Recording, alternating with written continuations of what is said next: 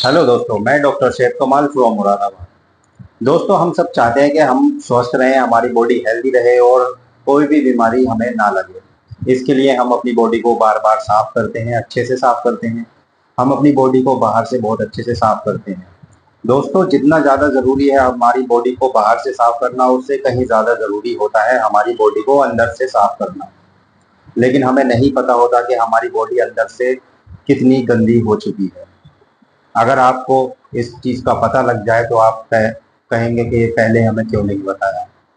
तो दोस्तों, अगर आप बार बार बीमार रहते हैं, किसी काम में मन नहीं लगता है, मूड स्विंग्स होते हैं, मन बुरा बुरा रहता है, कमजोरी रहती है, तो समझ लीजिए कि आपकी बॉडी अंदर से बहुत ज़्यादा गंदी हो चुकी है। इसे साफ करने की ज़रूरत है। तो आज की हम वीडियो में हम बात करेंगे यूनानी सिस्टम ऑफ मेडिसिन से तनकिया करने के बारे में। तनिकिया यानी डिटॉक्सिफिकेशन यूनानी सिस्टम ऑफ मेडिसिन में एक बहुत ही इम्पोर्टेंट कॉन्सेप्ट है। इसके ज़रिए हम अपनी बॉडी की गंदगी को साफ करते हैं।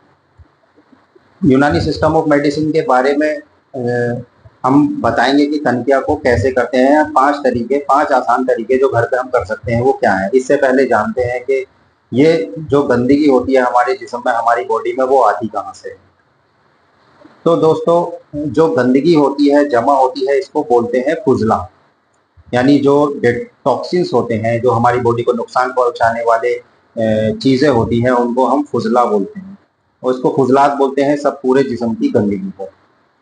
तो जब हम खाना खाते हैं, हमारी जो बैड हैबिट होती है उसकी वजह से ये फुजलात बनते हैं। खाने की बैड हैबिट्स जो होती है, समय पर खाना नहीं खाना, बहुत ज़्यादा तला भुना खाना खाना, या डाइजेस्टिव सिस्टम का कमज़ोर होना, ये क्या होता है, जो चीज़ हम खाते हैं वो चीज़ें हमारी बॉडी में पड़ी रहती हैं। और सबसे ज़्यादा जो ये फुजला बनता है वो आंतों में बनता है। आंतों में अगर एब्जॉर्प्शन नहीं सही से हो पाता है तो ये पड़े पड़े आंतों में सड़ने लगता है। और जो आंतों की में एब्जॉर्प्शन के साथ साथ जो ब्लड स्ट्रीम में न्यूट्रिएंट जाते हैं, उनके साथ साथ ये गंदगी भी ब्लड स्ट्रीम के जरिए हमारी दूसरी बॉडी के तक पहुंचने लगती है।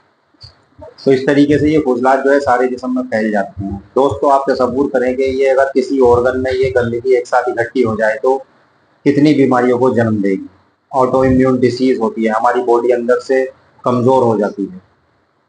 तो ऑटो इम्यून डिसीज जो होती है ये कई बीमारियों को जन्म देने के लिए काफ़ी होती है। और गंदगी से होने वाले इंफेक्शंस, जो ऑर्गन्स हैं या सेल्स हैं, उनके काम करने की क्षमता कम हो जाती है। तो फुजलात को रिमूव करने के लिए, या इंग्लिश में इसको बोलते हैं डिटॉक्सिफिकेशन, इसको करने के लिए 5 आसान तरीके हम यहाँ पर बयान करेंगे। तो आइए जानते हैं 5 आसान तरीके। तो सबसे पहला तरीका तो ये है कि सुबह सुबह नींबू पानी का सेवन किया जाए। खाली पेट सुबह उठ के सबसे पहले नींबू, 1 गिलास पानी में एक नींबू निचोड़कर, और अगर उसके साथ शहद मिला लो तो क्या कहने।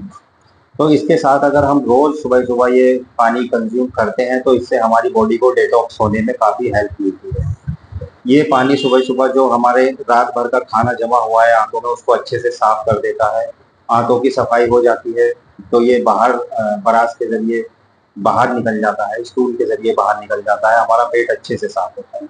साथ ही साथ विटामिन सी पाया जाता है नींबू में, जो हमारी इम्यून सिस्टम को स्ट्रॉन्ग करता है। तो इससे हमारा इम्यून सिस्टम स्ट्रॉन्ग होता है, रोगों से लड़ने की क्षमता बढ़ती है। और साथ ही साथ डाइजेस्टिव सिस्टम को भी स्ट्रॉन्ग करता है।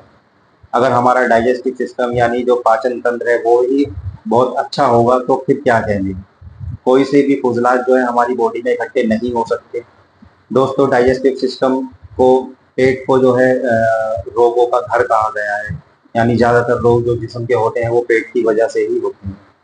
तो अगर पेट ही साफ नहीं होगा, आंतें ही साफ नहीं होंगी, तो फिर हमारा दूसरा जिस्म कैसे साफ हो सकता है।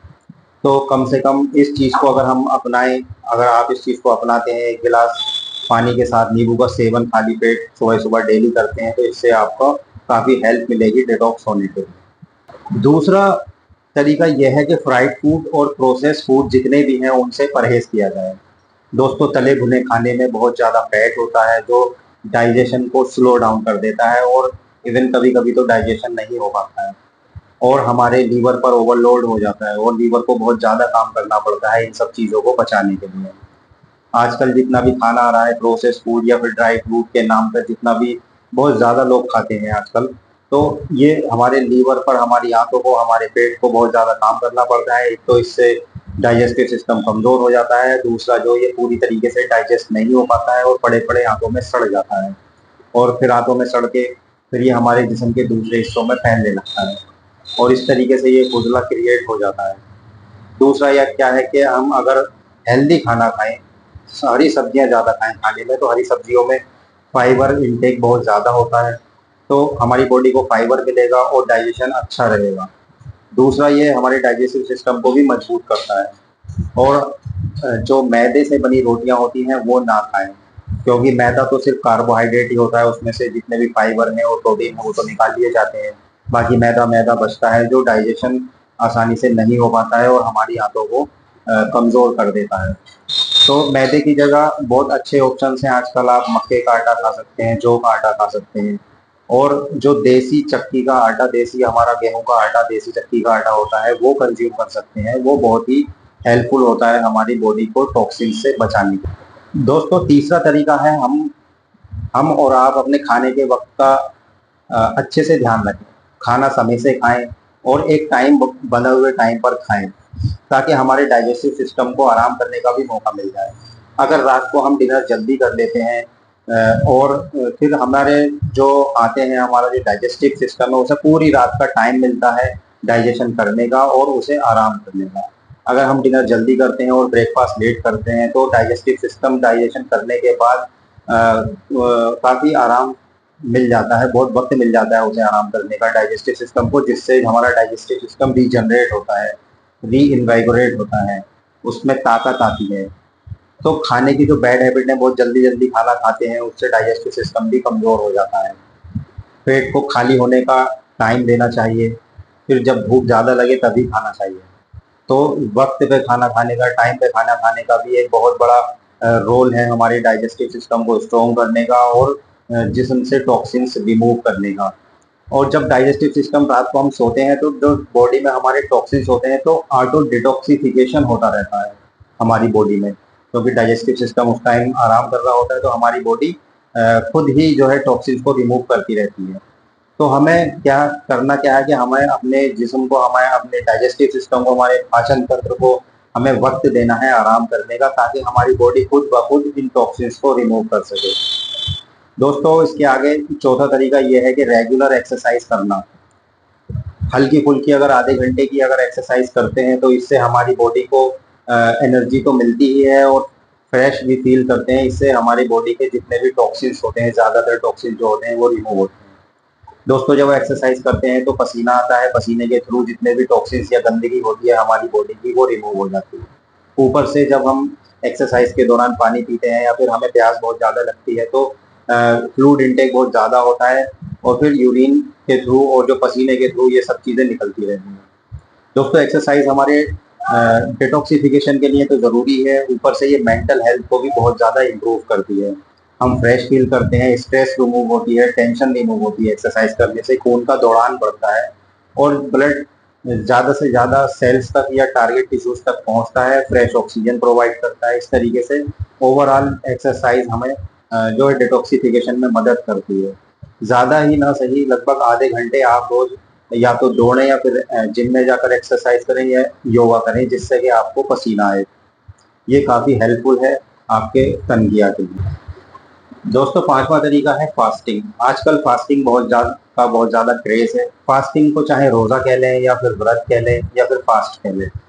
इसमें क्या होता है कि फास्टिंग जब हम करते हैं या तो कंप्लीट फास्टिंग करते हैं कि ना ही कुछ खाते हैं ना ही कुछ पीते हैं, या फिर कुछ चीज़ों को हम नहीं खाते हैं, कुछ चीज़ों को खा सकते हैं। तो आजकल जो कई तरीके हैं अपनाने के, इस तरीके से आप कोई भी तरीका अपना सकते हैं। हफ्ते में कम से कम एक बार ज़रूर फास्टिंग करनी चाहिए, जिससे हमारे डाइजेस्टिव सिस्टम को आराम मिले। फास्टिंग करने से हमारी बॉडी को आराम मिल जाता है और वक्त मिल जाता है हमारी आंतों को सही से अपनी पोजीशन से अपनी ताकत बढ़ाने के लिए। तो फास्टिंग आजकल इंटरमिटेंट फास्टिंग भी बहुत ज़्यादा चलन में है, तो लोग इंटरमिटेंट फास्टिंग करते हैं। इससे जो है हमारी बॉडी को डिटॉक्सिफिकेशन में बहुत मदद मिलती है। 5 आसान से और सादे से तरीके हो गए जो हम लोग अपने घर में अपना सकते हैं। अगर बहुत ज़्यादा फुजला बढ़ गया है तो यूनानी सिस्टम ऑफ मेडिसिन में देसी दवाइयाँ, हर्ब की से बनी हुई दवाइयाँ दी जाती हैं जो हमारी बॉडी को डिटॉक्स करने में काफ़ी मदद करती हैं, हमारी बॉडी को प्योरीफाई करती हैं बिना किसी साइड इफ़ेक्ट के। तो आप देसी दवाइयाँ भी अपना सकते हैं जो हम अपने हाथ से बनाते हैं, खुद बनाते हैं।